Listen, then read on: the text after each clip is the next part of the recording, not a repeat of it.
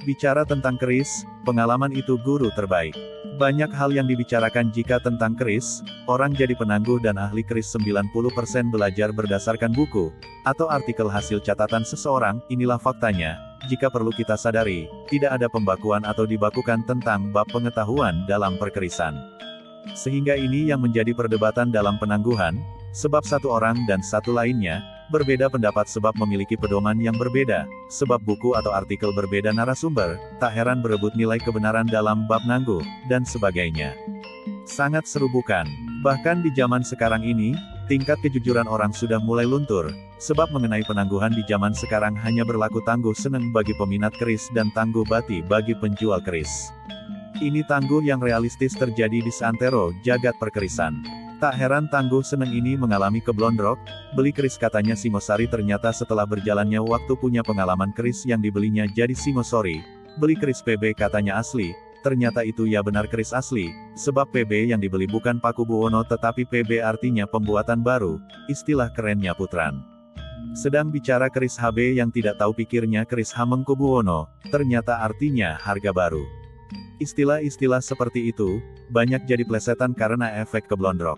Bagi pemula ataupun pecinta keris istilah keblondrok itu sebenarnya tidak ada, tapi belajar mengenal keris itu mahal harganya. Jika tidak keblondrok ya tidak pintar untuk mengenal keris lebih dalam. Sebab banyak orang terkecoh, keris kelihatan sangat sepuh ternyata keris prosesan, keris kelihatan baru ternyata keris nom-noman yang terawat, keris kamardikan dianggap sama dengan keris nom-noman, keris ditangguh sesuai selera bakul, keris tarikan alam gaib ternyata keris kodian, keris sakti ternyata keris cor-coran atau cetakan dari bahan kuningan. Ratusan contoh pokoknya, semua ini memang sangat syahdu jika dikupas sebab tidak akan pernah tuntas. Tayangan kali ini berjudul bicara tentang keris, pengalaman itu guru terbaik, sebagai edukasi mengetuk hati bosku. Sebab banyak orang bab keris berpedoman dengan buku, artikel, dan sebagainya itu boleh, tetapi sebagai referensi dan pembendaharaan pengetahuan saja, jadi tidak perlu kolot bin saklek, sok teguh pendirian dan sok tahu pintar sendiri, sehingga membuat jadi paling egois, dengan itu menganggap pendapatnya paling benar dan yang lain salah. Jika kita bicara bab perkerisan, perlu pendewasaan sikap, harus berpikir universal alias luas, tidak perpandangan sempit. Bicara bab keris tentang tangguh, mengapa tangguh seneng itu paling jos gandos? Sebab jika seneng alias suka, itu mahal harganya, ini faktanya.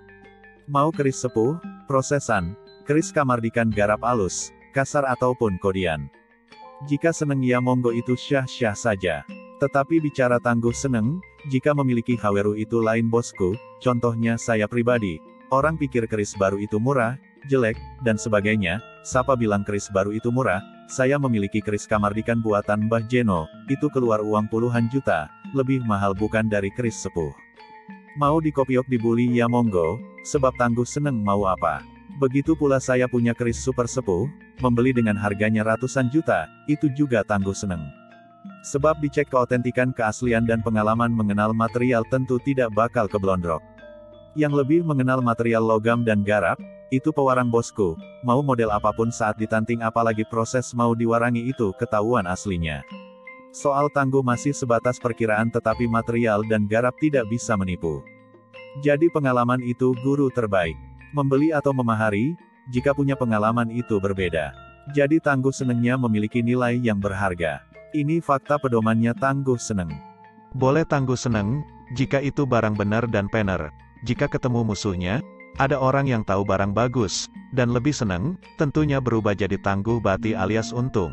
Keris bagus pasti harga juga bagus, bosku. Keris bener dan pener itu, musuhnya orang yang tahu dan mengerti keris itu syahdu dan sangat berharga.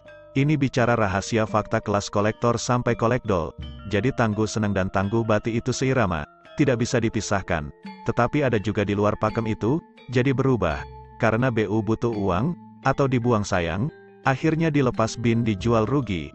Karena efek BU itu sendiri atau putus asa akibat keblondrok. Ini yang kerap terjadi. Dari semua pembahasan ini, memang pengalaman itu tetaplah guru terbaik. Mengenal barang bagus itu butuh jam terbang dan pengalaman bosku. Rahasia bisa memilih keris bener-bener itu caranya. Pernah nanting atau pegang? Syukur-syukur memiliki keris yang bener-bener. Dengan hal itu tidak mungkin ada istilah keblondrok.